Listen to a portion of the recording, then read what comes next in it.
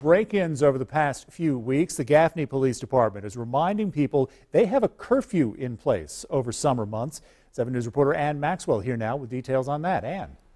Gordon, that summer curfew for minors is on the books in Gaffney, but most of the people I spoke to there today said they weren't aware of it, but all of them told me they think it makes sense. According to the Gaffney Police Department, several cars and businesses in the city have been targeted by thieves over the past few weeks.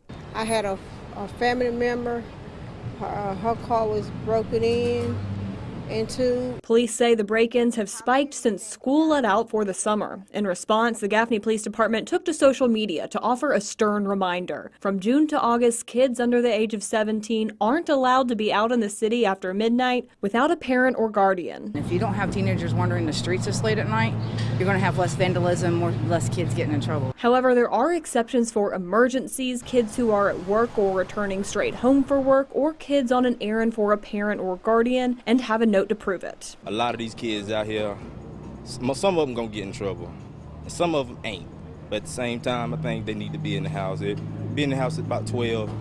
That's a good time, because there's a lot of crazy stuff going on nowadays. We just need control, pretty much, you know.